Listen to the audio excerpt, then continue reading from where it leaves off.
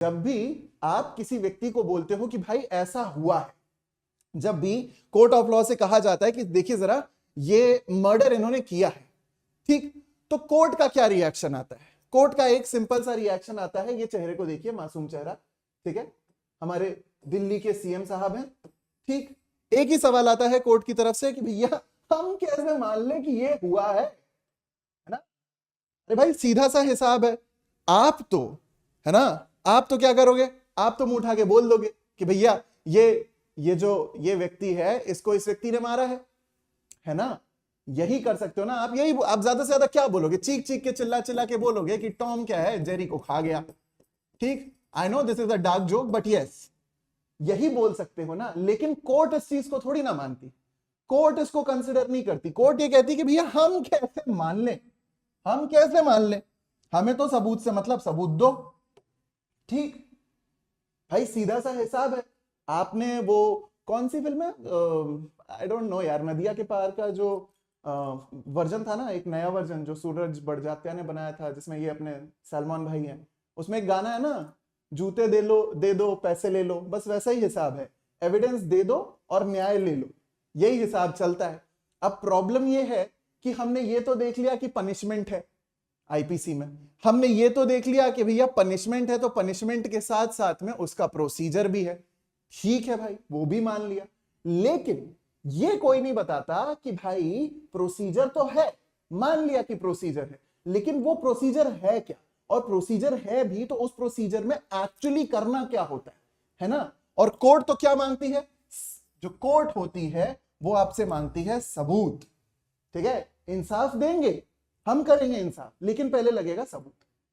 सबूत के लिए भाई आप फंस जाते, सीधे सीधे कोई भी वकील है, कोई भी एडवोकेट है, फंस जाएगा कि भैया सबूत देना कैसे है, कैसे साक्ष्य को प्रस्तुत किया जाए, कैसे एविडेंसेस दें, कैसे विटनेसेस को लाएं, कौन सा जरूरी है, कौन सा जरूरी नहीं है, भाई ये कैसे पता चलेगा? घोर दुविधा। अब घोर दुविधा है तो भाई जहां जहां दुविधा वहां वहां इंडियन एविडेंस एक्ट ले भैया। जब भी आप फंसते हैं, जब भी आपके जीवन में यह कष्ट आता है कि इस बात को सिद्ध कैसे किया जाए कि भाई ऑफेंस हुआ है, तो इंडियन एविडेंस एक्ट कहता है हमें मौका दीजिए, हम प्रबंध करते हैं, चिंता मत करिए, हम बता रहे हैं ना, हमारी बात सुनते जाइए, जो जो हम कहें वैसा वैसा कर लीजिए, काम हो रहा है आपका। भैया सिंपल है, और क्या है, यही है इंडियन एविडेंस एक्ट, खत्म हो गया। अब यही व्यक्ति, यही जो ये इंडियन एविडेंस एक्ट है, ठीक है, देख लो अच्छा, एकदम कितना कितना अच्छा चेहरा है, ठीक है भाई। सिंपल सी बात है, सिंपल सी बात है, ये जो है ना इंडियन एविडेंस एक्ट, ये आपको मुंह खोल के बता देते हैं कि भैया इससे कोई फर्क नहीं पड़ता कि एविडेंस छोटा है या बड़ा है, ठीक, सीधा सीधा। इनका आप चेहरा देखो, इनका चेहरा देखा हुआ है ना आपने, ये सिर्फ एक चीज बोलते हैं, इससे कोई फर्क नहीं पड़ता कि एविडेंस बड़ा है या छोटा है, एविडेंस है ये जरूरी, रेलेवेंसी है ये जरूरी है। समझ में आया? सीधा सा रूल, ठीक। तो एविडेंस छोटा बड़ा ये नहीं देखा जाता, ये देखा जाता है कि एविडेंस है, और एविडेंस कहां से आना है, कैसे प्रस्तुत करना है, इसका प्रबंध कौन करता है? इसका प्रबंध करके देता है हमें इंडियन एविडेंस एक्ट, सीधा सा हिसाब। फेयर इनफ, ठीक है, हाँ अखंडा भाई, ठीक है, चलो। सो आई होप ये एक बेसिक इंट्रोडक्शंस, नहीं भाई डिस्कार्ड करना है, ये बेसिक इंट्रोडक्शंस आप लोग को समझ में आ गए होंगे कि इंडियन एविडेंस एक्ट काम क्या करता है, ठीक। अब स्पेसिफिकली डिस्कस करते हैं कि इंडियन एविडेंस एक्ट में आपके लिए काम की चीज है क्या। अब एक्ट पे आते हैं। When you look at Indian Evidence Act, Indian Evidence act basically साक्ष्य पे बेस्ड है, एविडेंसेस पे बेस्ड है, नाम ही वही है उसका, ठीक। So when you look at Indian Evidence Act, Indian Evidence Act के साथ एक सीन है कि यहां पे there are branches, there are various kinds of branches that are being studied in terms of relevancy, ठीक है। ब्रॉडली आप लोग देखते हैं ना, सेक्शन नंबर 6 से लेकर सेक्शन नंबर 55 तक का जो पूरा का पूरा एरिया है, या 5 से 55 तक का जो पूरा एरिया है, वो बात करता है रेलेवेंसी के बारे में। अब इंडियन एविडेंस एक्ट को जब आप शुरू करते हो, just open your bare act, ठीक है, just open your bare act, आपको बहुत आराम से समझ में आएगा। This is not rapid revision, तो हमें चीजों को तो वैसे भी पढ़ना ही है, ठीक। 167 ऑड सेक्शंस का छोटा सा पूरा का पूरा इंडियन एविडेंस एक्ट है। पार्ट 1 शुरू ही रेलेवेंसी ऑफ फैक्ट से होता है, जब आप इसका ईयर देखते हैं तो ईयर है भैया 1872।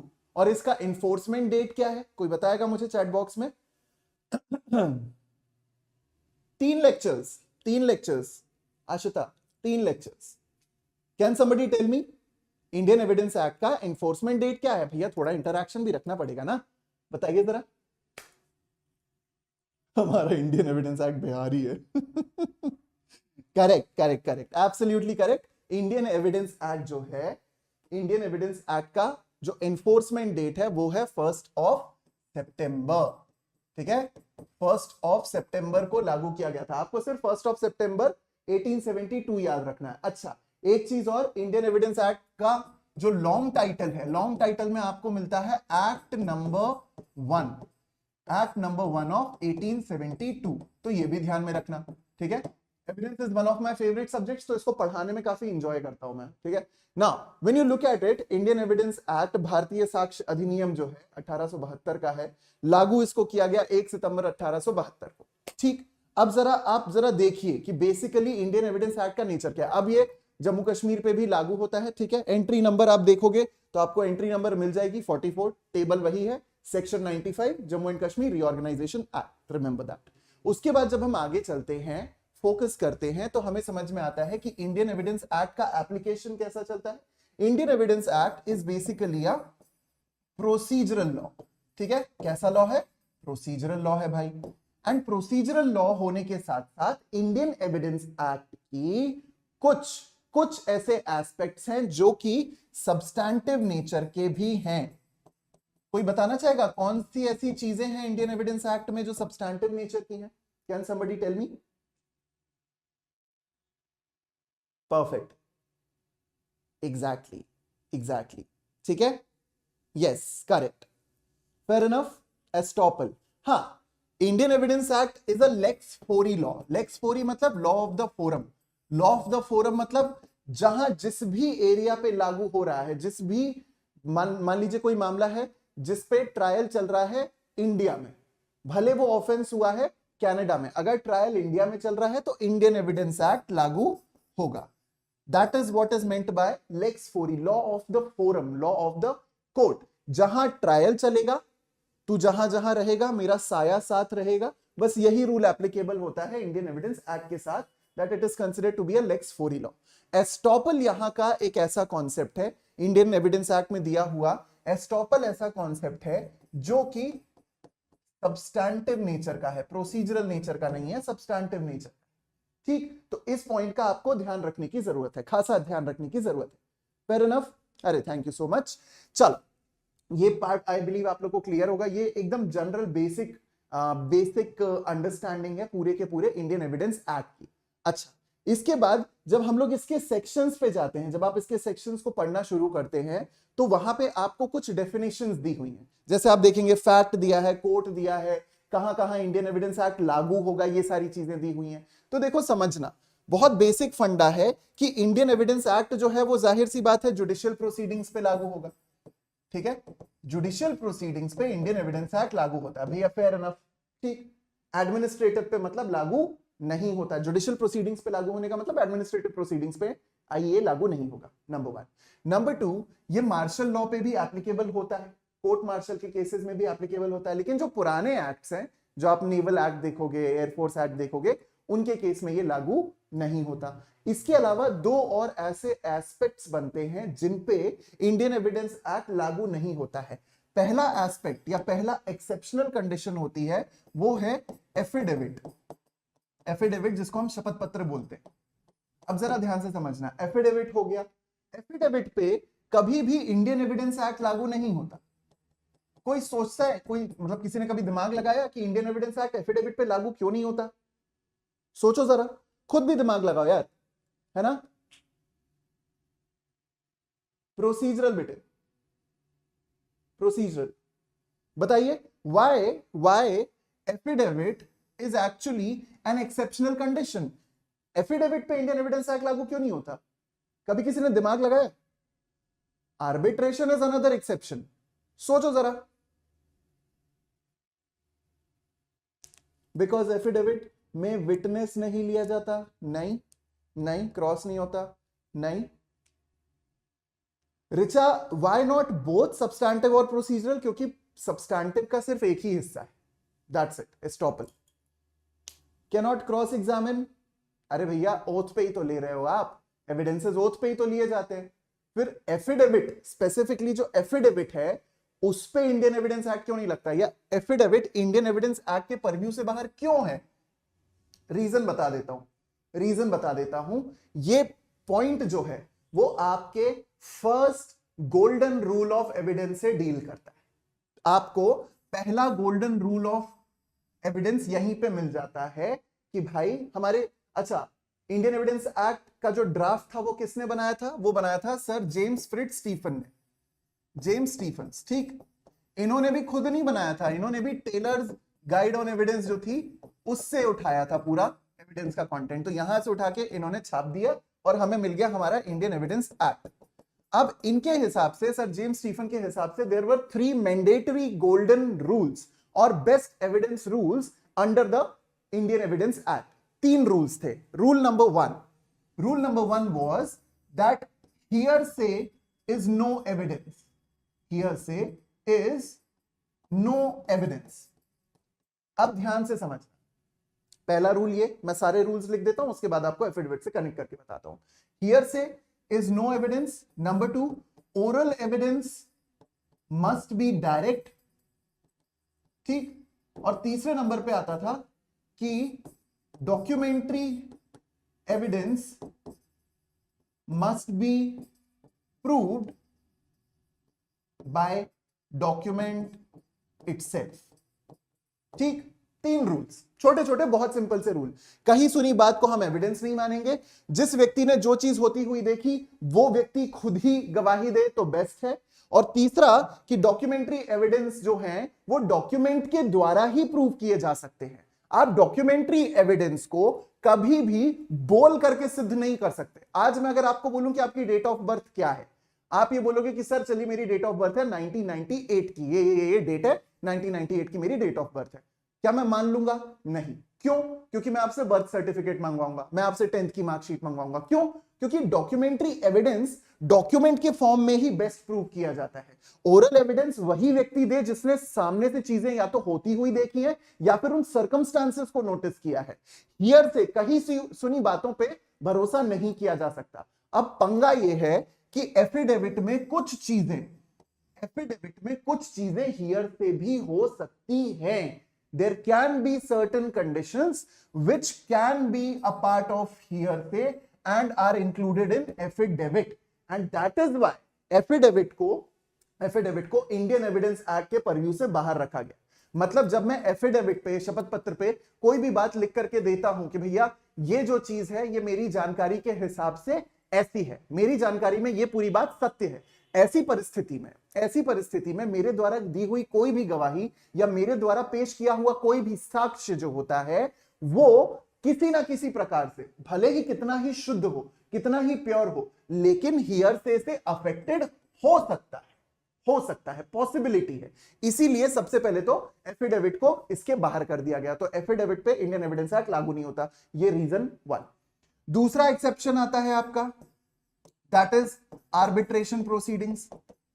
अब सवाल ये पैदा उठता है कि भैया आर्बिट्रेशन प्रोसीडिंग्स में क्या दिक्कत थी? तो आर्बिट्रेशन प्रोसीडिंग्स पे इंडियन एविडेंस एक्ट लागू करने का सिंपल रीजन ये है कि ज्यादातर जो आर्बिट्रेशन प्रोसीडिंग्स होती हैं वो वर्क करती हैं इक्विटी पे, वो वर्क करती हैं नेचुरल जस्टिस पे, वो वर्क करती हैं justice, equity and good conscience के रूल पे। अब क्योंकि ऐसा होता है इसीलिए आर्बिट्रेशन प्रोसीडिंग्स के केस में भी इंडियन एविडेंस एक्ट का जो एकदम एयर टाइट मामला है उसको पूरी तरीके से अप्लाई कर पाना पॉसिबल नहीं है। भाई आप लोगों को ये मालूम है कि आर्बिट्रेशन प्रोसीडिंग्स बनाई क्यों जाती है। अगर आप क्रिमिनल जस्टिस सिस्टम को देखो, बहुत ध्यान से समझना, बहुत प्यार से समझना, अगर आप क्रिमिनल जस्टिस सिस्टम को देखो या किसी भी तरह के जस्टिस या जुडिशियल सिस्टम को देखो, या फिर जिसको हम लोग प्यार से एक शब्द कहते हैं ना, एडजुडिकेशन को देखो, अगर एडजुडिकेशन इतना ही अच्छा था तो हमें एडीआर की जरूरत नहीं पड़ती। एडीआर बोले तो ऑल्टरनेट डिस्प्यूट रिजोल्यूशन मैकेनिज्म, है ना। अगर एडजुडिकेशन इतना ही पाक साफ होता, इतना ही अच्छा होता, इतना ही स्ट्रीमलाइन, इतना ही प्योर फॉर्मेट में होता और इतना ही swift and quick disposal of cases कर पाता, तो एडजुडिकेशन के लिए या एडजुडिकेशन के ऑल्टरनेट में आपको डिस्प्यूट रेजोल्यूशन मैकेनिज्म की जरूरत नहीं पड़ती, है ना। एंड प्रॉब्लम क्या है कि एडजुडिकेशन इतना डिले होता है या एडजुडिकेशन में इतना समय लगता है क्योंकि ये ठोस रूप से सीआरपीसी को फॉलो करता है, क्योंकि ये ठोस रूप से सीपीसी को फॉलो करता है और ये ठोस रूप से बंधा हुआ है एविडेंसेस को स्ट्रिक्टली फॉलो करने के लिए। एडजुडिकेशन लगाने के लिए या कोर्ट की पूरी प्रोसीडिंग्स को फुलफिल करने के लिए सीपीसी को पूरा फुलफिल करना जरूरी है, क्रिमिनल मैटर है तो सीआरपीसी को फुलफिल करना जरूरी है, and in either of the cases evidence को तो देखना ही पड़ेगा। आर्बिट्रेशन इसीलिए होता है ताकि ये वाला जो डिले है इससे बचा जा सके, और इसी से बचने के लिए आर्बिट्रेशन प्रोसीडिंग्स लगाई गई। अब जरा कॉमन सेंस लगा के सोचो, अगर आर्बिट्रेशन पे भी हमने इंडियन एविडेंस एक्ट लागू कर दिया, कॉमन सेंस है, अगर हमने आर्बिट्रेशन प्रोसीडिंग्स पे इंडियन एविडेंस एक्ट लागू कर दिया तो वो तो वैसे ही डिले हो जाएगा ना। फिर आर्बिट्रेशन और एडजुडिकेशन में फर्क क्या रहा? Arbitration is considered to be a swift mode of granting justice. Now, if you want to grant justice in a very quick way, in a very fast way, and that is the reason why you did not go for adjudication, if you apply Indian Evidence Act on arbitration proceedings, भैया delay तो होगी, है ना। इसीलिए affidavit और arbitration पे Indian Evidence Act का जो ठोस एप्लीकेशन है वो नहीं लगता। हाँ, बेसिक सर्कमस्टांसेस जो है, बेसिक जिस्ट जो है आई है कि वो लागू की जाती, वो एप्लीकेशन में आ ही जाता है, प्रैक्टिकली वो लगता ही है, लेकिन as it is there is no air tight rule कि ये लागू करना ही पड़ेगा। अब पहले तो मुझे ये पॉइंट बता दो कि ये यहां तक जो सेक्शन नंबर 1 वाला जो पूरा तीतर बटेर है वो आप लोगों को समझ में आया concept? Just let me know in the chat box. Exactly Ronit, perfect, ठीक है।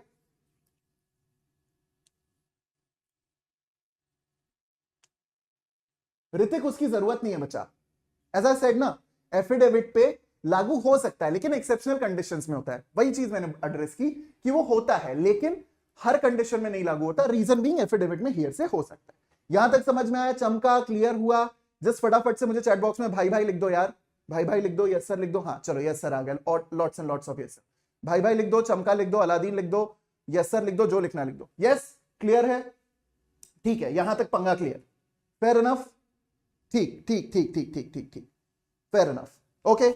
नाउ अब आगे बढ़ते हैं, लेट्स मूव फर्दर। नाउ भाई रॉयल, चलो,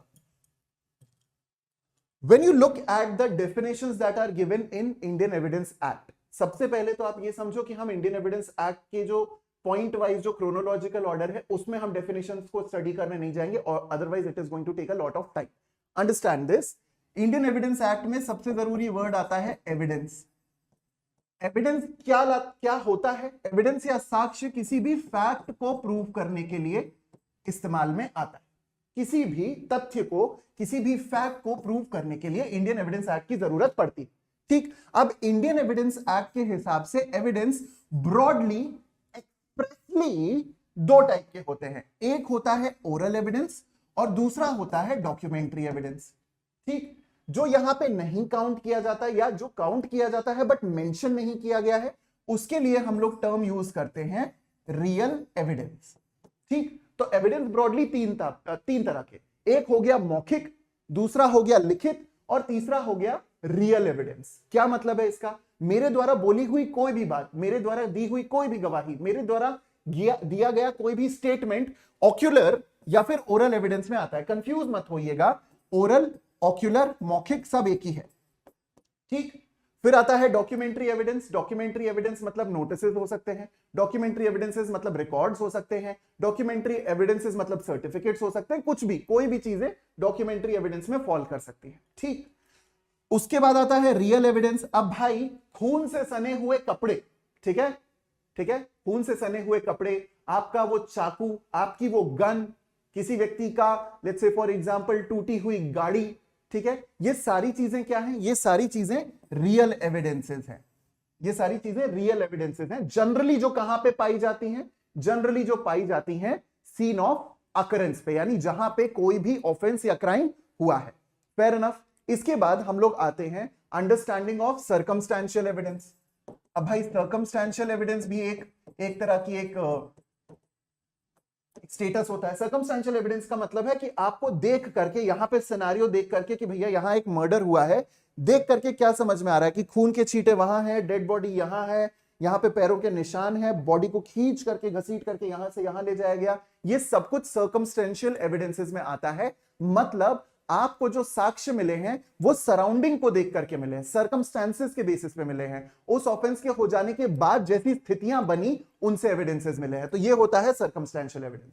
ठीक, तो ब्रॉडली जो हम एविडेंसेस कलेक्ट करते हैं वो यही 3 टाइप के होते हैं, और ये जो चौथा होता है ये एक सब टाइप माना जाता है यहां का। अब सर्कमस्टेंशियल एविडेंस में मतलब भैया कोई व्यक्ति मरा पड़ा हुआ है, ठीक है, कोई व्यक्ति मरा पड़ा हुआ है, मान लीजिए शिल्पा शेट्टी हैं, वो बिल्डिंग से नीचे गिर गई हैं बाजीगर में, तो उनका एक सुसाइड नोट मिल गया। तो सुसाइड नोट क्या है, जहां पे वो मरी मिली और जिस जगह से वो कूदी थी उस जगह पे एक सुसाइड नोट पाया गया, या उनके कमरे में सुसाइड नोट पाया गया, तो ये क्या है, ये सर्कमस्टेंशियल एविडेंस की तरह ऑपरेट करता है। ठीक, सो ये है आपके एविडेंसेस। अब ये एविडेंस किस तरह के फैक्ट को प्रूव करते हैं, तो देखिए फैक्ट 2 टाइप के वर्क करते हैं। एक होता है फैक्टम प्रोबैंडम, फैक्टम प्रोबैंडम, और दूसरा होता है फैक्टम प्रोबेंशिया। क्या होता है भाई साहब, फैक्टम प्रोबैंडम एंड फैक्टम प्रोबेंशिया। फैक्टम प्रोबैंडम मतलब fact in issue, fact in issue, ठीक, और दूसरा होता है factum probantia, that is fact which is relevant. ठीक, फैक्टम प्रोबैंडम या फैक्ट इन इशू, फैक्टम प्रोबेंशिया या relevant fact. Now understand this in a very simple word. Fact in issue का मतलब होता है हर वो फैक्ट जिसको अल्टीमेटली सिद्ध किया जाना है। क्या ए ने बी को लाठी से मारा, क्या एक्स ने वाई को किडनैप किया, क्या जेड ने सी को किसी तरीके की थेफ्ट कॉज की या एक्सटॉर्शन कॉज किया, ये सब क्या है, ये सब है फैक्ट इन इशू। ठीक, रेलेवेंट फैक्ट क्या होंगे, इन दोनों के बीच में हाथापाई होते हुए लोगों ने देखा, इनको एक बहुत तेजी से भगाते हुए गाड़ी ले जाते हुए लोगों ने देखा जिसमें ये चीख रहे थे, इनको पाया गया, इनकी कॉल रिकॉर्डिंग्स लीक हुई जिसमें ये सी पर्सन को धमका रहे थे कुछ पैसे देने के लिए। ये सब क्या है, ये सब है रेलेवेंट फैक्ट।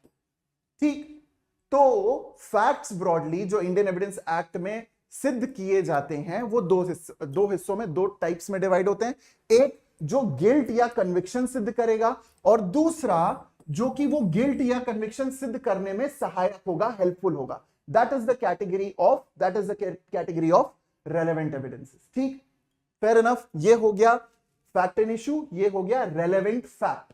ठीक, अब इसके बाद जो चीज आप लोग समझते हो वो आता है कोर्ट ऑफ लॉ का प्रिजम्पशन। ठीक, इसके बाद आता है कोर्ट ऑफ लॉ का प्रिजम्पशन। भाई कुछ चीजें तो हमें सिद्ध करनी है, प्रोसिक्यूशन को सिद्ध करके देनी है, लेकिन कई केसेस ऐसे होते हैं, कुछ मामले ऐसे होते हैं या कुछ सिनारियोज ऐसे होते हैं जहां पे कोर्ट ऑफ लॉ से एक्सपेक्ट किया जाता है कि भैया ये तो जाहिर सी बात है, ये तो होगा ही ना, this is understood, this is very much inevitably something which is suppose to happen. वही होता है प्रिजम्पशन। अब प्रिजम्पशन जो होता है वो 2 टाइप का होता है, ब्रॉडली 2 टाइप का प्रिजम्पशन होता है। एक होता है प्रिजम्पशन फैक्ट और दूसरा होता है प्रिजम्पशन ऑफ लॉ। ठीक, प्रिजम्पशन ऑफ फैक्ट का मतलब कोर्ट से ये एक्सपेक्ट किया जाए कि आप कुछ तथ्यों को सही मान लो। ठीक है, कौन से ये होते हैं, ये जब हम आगे आगे पढ़ते जाएंगे तो उसकी लिस्ट देखेंगे। ठीक, कोर्ट से ये एक्सपेक्ट किया जाता है कि कुछ तथ्यों को आप वैसे ही मान लो कि हाँ यार ये तो हुआ ही होगा, जैसे रेस्ट इप्सा लॉक्यूटर होता है, सर्कमस्टेंसेस स्पीक फॉर देमसेल्फ। भाई सीधी सी बात है, एक घर है, 2 लोग रहते हैं, एक की कार चोरी हो गई है, दूसरा व्यक्ति गायब है, तो क्या है, सर्कमस्टेंसेस से क्या समझ में आ रहा है, सर्कमस्टेंसेस से यही समझ में आ रहा है कि जो व्यक्ति दूसरा था वो कार लेके भाग गया। ये है सर्कमस्टेंशियल, या रादर ये पूरा सिनारियो आता है किस कैटेगरी में, रेस इप्सा लॉक्यूटर की कैटेगरी में। ठीक, कि the court has to presume कि भैया यही तो हुआ होगा और क्या ही हो सकता है। ठीक, सो ये होता है presumption of fact. Presumption of law का मतलब होता है यहां पे लॉ के कंडीशन को फुलफिल करता हुआ एक प्रिजम्पशन माना जाता है। लॉ के कंडीशन को फुलफिल करता हुआ मतलब क्या, मान लीजिए कहीं पे बोल दिया गया कोर्ट ऑफ लॉ को कि भाई आप पे ये बाध्यता है कि आपको इस फैक्ट को सत्य मानना है जब तक सामने वाली पार्टी इस तथ्य को डिनाई नहीं कर देती। अब देखो हमारा क्रिमिनल जस्टिस सिस्टम वर्क कैसे करता है, सीधा सा हिसाब कि अगर until and unless somebody is proved guilty that person is innocent, सीधा हिसाब, yes, until and unless someone is proved guilty that person is innocent। now ऐसे केस में कुछ ऐसी जगह होती है, कुछ ऐसे स्पेसिफिक सिनेरियोज होते हैं जहां पे कोर्ट ऑफ लॉ या रादर इंडियन एविडेंस एक्ट ही बोल देता है कोर्ट ऑफ लॉ को कि ये चीज आप सत्य मानो जब तक कोई व्यक्ति इस चीज को डिनाई ना कर दे। ठीक, समझ में आया। और दूसरी एक कैटेगरी होती है जहां पे ज्यादा स्कोप नहीं दिया जाता कोर्ट ऑफ लॉ को और कह दिया जाता है कि भाई देखो ऐसा है, आपको ये बात माननी ही पड़ेगी। हालांकि when you use this term conclusive proof तो कोर्ट ऐसे केस में बाध्य हो जाता है ऐसी तथ्य को मानने के लिए, सत्य मानने के लिए। लेकिन हम लोग आगे जाके देखेंगे कि इसके भी एक्सेप्शंस होते हैं। जैसे सेक्शन नंबर 41 के केस में देखते हैं, अगर फ्रॉड से जजमेंट उठा लिया गया, फ्रॉड करके कोर्ट के साथ फ्रॉड करके अगर जजमेंट लिया गया, तब फिर भैया उसकी ऑथेंटिसिटी फिर कंक्लूसिव प्रूफ वाली नहीं रह जाती, तो एक्सेप्शन वहां पे भी है। जब हम बात करते हैं कि भैया let's say for example proof of legitimacy है सेक्शन 112 में, 280 दिन के अंदर अंदर अगर किसी बच्चे का जन्म हुआ है तो यह माना जाएगा कि 280 दिन के अंदर अंदर, यानी कि डिवोर्स नहीं हुआ है या हस्बैंड की डेथ नहीं हुई है, या डिवोर्स हुआ है या हस्बैंड की डेथ हुई है, दोनों ही स्थिति में the person whosoever was the wedded husband of the woman to whom the child is born is the father of that child। सीधा हिसाब 280 दिन का हिसाब है। लेकिन यहां पे भी वाइडली एक्सेप्टेड एक साइंटिफिक एविडेंस आ जाता है, दैट इज डीएनए टेस्ट। ठीक है, जैसे रोहित के केस में हुआ था, हमारे जो एनडी तिवारी के लड़के थे, ये क्या बोलते हैं अपना आसाराम बापू के केस में हो चुका है। सो ये डीएनए टेस्ट क्या हुआ, एक तरीके का एक्सेप्शन हो गया कंक्लूसिव प्रूफ के केस में। अब आपको ध्यान में क्या रखना है क्रैश के पॉइंट ऑफ व्यू से कि भैया अगर फैक्ट का प्रिजम्पशन है, if it is a presumption of fact कि कोर्ट को बोला गया ये तथ्य आप प्रिज्यूम कर सकते हो, तो that presumption is the may presumption, यानी कि ये किस पे बेस्ड है, कोर्ट के डिस्क्रिशन पे बेस्ड है। अब क्योंकि कोर्ट के डिस्क्रिशन पे बेस्ड है तो जाहिर सी बात है, हो सकता है कोर्ट माने, हो सकता है कोर्ट ना माने, इसीलिए हम इसके लिए एक और टर्म यूज करते हैं rebuttable presumption. Presumption of fact कैसा होता है, रिबटेबल प्रिजम्पशन होता है। अगर court of law let's say for example decide करती है कि मैं तो इस फैक्ट को प्रिज्यूम कर लेती हूं, तो ऐसी स्थिति में जो दूसरी पार्टी है जिसके अगेंस्ट वो फैक्ट एक्सेप्ट किया गया है, जिसके अगेंस्ट वो फैक्ट प्रिज्यूम कर लिया गया है, उस पार्टी के पास ये अधिकार होता है कि वो उस फैक्ट को क्या कर सकता है, डिनाई कर सकता है। This is one. दूसरी कैटेगरी आती है शैल प्रिजम्पशन की, कोर्ट को मानना ही पड़ेगा, कंक्लूसिव नहीं है लेकिन मानना ही पड़ेगा। This category is known as rebuttable presumption of law. ठीक है, इसको कहते हैं सिर्फ rebuttable presumption of fact. Presumption of fact हमेशा ही रिबटेबल प्रिजम्पशन होता है। ठीक, प्रिजम्पशन ऑफ लॉ कैसा होता है, अगर शैल है तो रिबटेबल प्रिजम्पशन ऑफ लॉ, अगर कंक्लूसिव प्रूफ है तो इररिबटेबल प्रिजम्पशन ऑफ लॉ। ठीक, तो एक तो ये बेसिक अंडरस्टैंडिंग है जो आपको रखनी पड़ेगी before you move on to studying the entire concept of Indian Evidence Act. ठीक, सो प्रिजम्पशन दो टाइप का, मे, शैल। ठीक, फैक्ट में चलता है मे, डिस्क्रिशन पे है और रिबटेबल प्रिजम्पशन है। लॉ में चलता है दो, शैल और कंक्लूसिव प्रूफ। शैल में अगर कोर्ट अज्यूम कर लेती है still it is rebuttable, conclusive proof में it is irrebuttable except for certain exceptional conditions जो मैंने बताया, फ्रॉड का केस हो गया या फिर डीएनए टेस्ट का केस हो गया।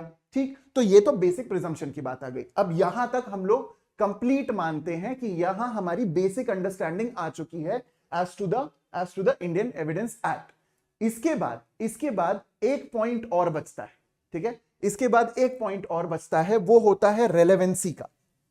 ठीक है, वो होता है रेलेवेंसी का। दो वर्ड्स आते हैं, एक होता है रेलेवेंसी और दूसरा होता है admissibility. Number one is relevancy and number 2 is admissibility. अब कई लोग ये कहते हैं, यहाँ पे वीसी शुक्ला का केस भी है, सीबीआई वर्सेस वीसी शुक्ला का। भाई एक सिंपल सी अंडरस्टैंडिंग है, क्या रेलेवेंसी और एडमिसिबिलिटी सेम वर्ड्स हैं? Are they synonymous to each other? तो द आंसर इज नो। ध्यान से समझना, रेलेवेंसी और एडमिसिबिलिटी सेम वर्ड्स नहीं होते हैं। रेलेवेंसी दो टाइप की होती है, या तो हुई लॉजिकल रेलेवेंसी या फिर हुई लीगल रेलेवेंसी, ठीक। लेकिन इंडियन एविडेंस एक्ट रिकॉग्नाइज करता है लीगल रेलेवेंसी को, ना कि लॉजिकल रेलेवेंसी को। एग्जाम्पल से समझाता हूं। Confession made to a police officer, logically तो बहुत रेलेवेंट फैक्ट है, लेकिन लीगली उसको एडमिट नहीं किया जाता, ठीक। और रेलेवेंसी अगर लीगल होगी तो ही वो एडमिसिबल मानी जाएगी, यानी कि कोई भी एविडेंस तभी एडमिसिबल होगा जब वो लीगली रेलेवेंट होगा, ठीक। तो ये चीज तो पहले ही हमें क्लियर हो गई कि ये दोनों वर्ड सेम नहीं। जब भी एडमिसिबिलिटी आएगी, ये चीज अज्यूम कर लिया जाएगा कि ये मामला, ये फैक्ट, ये तथ्य, ये साक्ष्य क्या है? रेलेवेंट है, वन। बट आप हर बार ये नहीं कह सकते कि हर रेलेवेंट एविडेंस क्या होगा? एडमिसिबल हो जाएगा। क्यों? क्योंकि रेलेवेंसी दो ब्रॉड टाइप्स की होती है, एक लॉजिकल रेलेवेंसी, एक लीगल रेलेवेंसी। हर लॉजिकली रेलेवेंट फैक्ट एडमिसिबल हो ये बिल्कुल जरूरी नहीं है। बेस्ट एग्जांपल इज कन्फेशन, सीधा ऐसा। वो लीगली रेलेवेंट नहीं माना जाता अगर पुलिस ऑफिसर को किया गया। लॉजिकली हो सकता है भाई, मान लिया कि किसी व्यक्ति ने कोर्ट ऑफ लॉ के सामने भले कुछ भी बोले, पुलिस के सामने उसने माना है कि उसने ऑफेंस किया है, ठीक। अब ये लॉजिकली रेलेवेंट तो है, पॉसिबल है ना कि कोई जो भी व्यक्ति है, अभियुक्त है, अक्यूज्ड है, उसने क्राइम करने के बाद कोर्ट के सामने जाके पुलिस के सामने जाके सरेंडर करके बोल दिया कि भैया मैंने ये ऑफेंस किया है। लेकिन क्योंकि कन्फेशन पुलिस को किया गया है, लॉजिकली रेलेवेंट है बट एडमिसिबल नहीं है, इसीलिए कोई यूज नहीं है उसका, ठीक।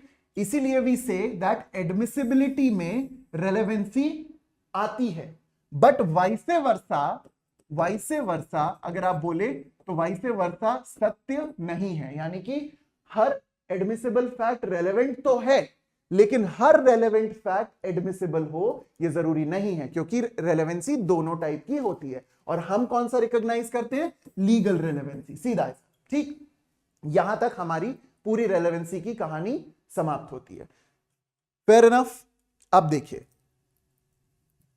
इसके बाद हम लोग आते हैं पूरे के पूरे चैप्टर पे। ये जो अपना पूरा चैप्टर दिया हुआ है, भाग 2, ठीक, of the relevancy of facts, सीधा सा। अब प्रूव्ड, डिसप्रूव्ड, नॉट प्रूव्ड, इसका सिंपल मतलब होता है कि भैया एविडेंसेस दिए गए, कोई बात सिद्ध हो गई, कोई फैक्ट सिद्ध हो गया, दैट इज प्रूव्ड। डिसप्रूव्ड मतलब साक्ष्य दिए गए, एविडेंसेस दिए गए, कोई बात सिद्ध नहीं हो पाई, नॉट प्रूव्ड, ठीक है, sorry disproved, fair enough. Not proved मतलब किसी चीज को सिद्ध करने के लिए और किसी चीज को डिनाई करने के लिए दोनों तरह के एविडेंसेस लाए गए, लेकिन दोनों ही एविडेंसेस सफिशिएंट नहीं थे in order to prove a particular fact और डिसप्रूव इट टोटली, तो वो कंडीशन कहलाती है नॉट प्रूव्ड की। बहुत कम ऐसे सिनेरियोज आते हैं जो नॉट प्रूव्ड में फॉल करते हैं, या तो चीज प्रूव हो जाती है या फिर चीज प्रूव नहीं होती या डिनाई हो जाती है। लेकिन नॉट प्रूव्ड का condition is a grey area. Grey area मतलब ना तो प्योरली ब्लैक ना ही प्योरली व्हाइट, ठीक, ये चीज है, ओके। हाँ, Ram Bihari versus state of Bihar, yes yes yes, correct, ठीक है, exactly Hrithik, absolutely correct guys. यहां पे ऋतिक ने जो इलस्ट्रेशन लिखा है उसका भी आप एक बार स्क्रीनशॉट ले सकते हो। Now my dear students, just let me know, ये जो पूरा प्रिलिमिनरी पार्ट था इंडियन एविडेंस एक्ट का, क्या ये आपको समझ में आया? क्योंकि ये समझ में आया तभी हम रेलेवेंसी पे रन करेंगे एंड तभी आपको रेलेवेंसी बेटर तरीके से समझ में आएगी। बताइए, ये समझ में आया? Mukesh, that is not important from prelims point of view बच्चे, वो ऑब्वियसली इंपॉर्टेंट है but mains point of view से इंपॉर्टेंट है, उसकी डिटेल में हम नहीं जा रहे अभी। समझ में आया? Just let me know in the chat box. भाई भाई लिख दो, जस्ट राइट भाई भाई in the chat box once. भाई भाई, अलादीन, चमका, crystal clear, whatever you want to write, just write that down, लिख लो, ठीक। चलो अब सेक्शंस पे आ जाते हैं चैप्टर नंबर 2 के। फेयर इनफ, ठीक है।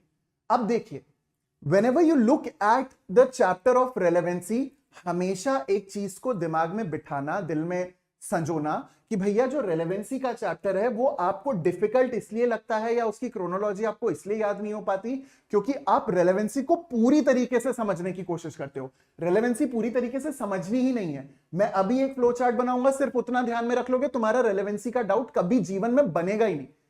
सिंपल सी स्थिति है, सिंपल सी स्थिति है। अगर आप देखो तो रेलेवेंसी जो है वो दो ब्रॉड हिस्सों में डिवाइड की गई है। Relevancy is divided into two broad categories. Number one is known as the general relevancy, and number two is known as the specific relevancy.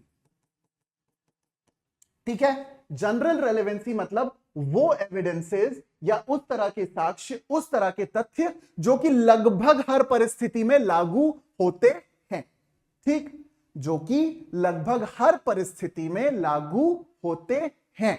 ठीक, अब ऐसे केस में क्या होता है? ऐसे केस में जो जनरल रेलेवेंसी का पूरा आइडिया है वो वर्क करता है from section number 6 to section number 15।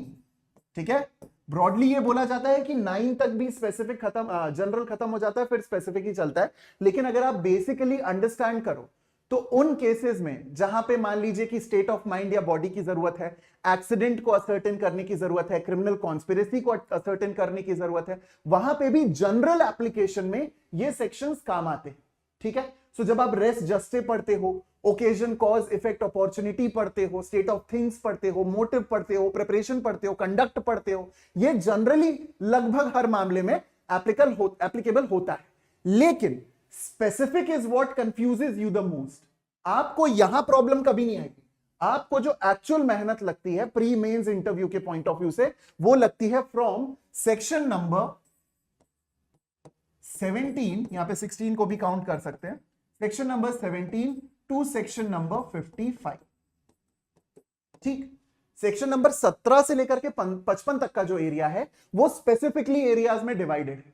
आंख बंद करो और दिमाग में उसको घुमाओ। कैसे? सबसे पहले आप पढ़ते हो एडमिशन, एडमिशन के बाद आपने पढ़ा कन्फेशन, कन्फेशन के बाद आपने पढ़े स्टेटमेंट्स। स्टेटमेंट्स क्यों? क्योंकि रूल ऑफ नेसेसिटी लग रहा है, रूल निसी लग रहा है, व्यक्ति ने स्टेटमेंट दी, मिल ही नहीं रहा। ठीक, उसके बाद आ जाते हैं आपके रिकॉर्ड्स, उसके बाद आ जाते हैं आपके जजमेंट्स, उसके बाद आ जाते हैं आपके एक्सपर्ट ओपिनियन, और उसके बाद आ जाता है आपका कैरेक्टर। That's it. अगर ये सिंपल सी सिंक्रोनाइज तरीके से क्रोनोलॉजी आपको याद है तो आपको इंडियन एविडेंस एक्ट में किसी तरह का कोई प्रॉब्लम नहीं होगी। जरा सोचो ना, एविडेंस में यही तो पूरी की पूरी कहानी है। आप जनरली कुछ मामलों से डील करते हो, ऐसी चीज जो हर मामले में लगभग कॉमन होगी, और आप डील करते हो कुछ स्पेसिफिक मामलों से, एडमिशन से, कन्फेशन से, रिकॉर्ड से, स्टेटमेंट से, जजमेंट से, एक्सपर्ट से, या फिर कैरेक्टर से। ठीक, तो ये तो ब्रॉड बाइफर्केशन हो गया। अब हम लोग सबसे पहले कवर करते हैं जनरल रेलेवेंसी को। ठीक है, तो देखिए जनरल रेलेवेंसी को जब आप पढ़ते हो तो जनरल रेलेवेंसी में सबसे पहला रूल आता है जो आपके लिए प्री पॉइंट ऑफ व्यू से इंपॉर्टेंट है, दैट इज रेस जस्टे। अब रेस जस्टे का बहुत सिंपल सा एक सिस्टम है। अगर आप रेस जस्टे को पढ़ें तो रेस जस्टे has a simple application, that is facts forming the part of same transaction may they be committed at the same place at the same time or at different places or at different times, इससे कोई फर्क नहीं पड़ता। Race Juste का simple सा मतलब है कि अगर कोई एक पर्टिकुलर ऑफेंस हो रहा है, अगर कोई एक पर्टिकुलर ऑफेंस हो रहा है तो उसके कॉन्टेक्स्ट में, उसी ट्रांजैक्शन में जितनी चीजें इन्वॉल्व होती हैं, मान लीजिए कि भैया जैसे आर वर्सेस फॉस्टर का केस है, कोई ट्रक है जो बहुत तेजी से जा रहा है, हमने देखा कि ट्रक जा रहा है, किसी दूसरे व्यक्ति ने सुना कि ट्रक जाकर के टकरा गया, किसी तीसरे व्यक्ति ने देखा कि अच्छा ट्रक किसी व्यक्ति से टकराया है, कोई चौथा व्यक्ति पहुंचा, उसने जाकर के पूछा, उसने एक्सीडेंट होते हुए नहीं देखा, जो व्यक्ति गिरा पड़ा था उससे पूछा कि अरे भैया तुम्हें क्या हुआ, तो उसने बताया कि भैया एक ट्रक बहुत जोर से तेजी से आ रहा था, हमें उड़ा करके हमें उचकाता हुआ चला गया। ये क्या है? ये पूरा रेस जस्टे का पार्ट है, because this is a fact forming the part of same transaction. ठीक है, this is a fact which is forming the part of the same transaction.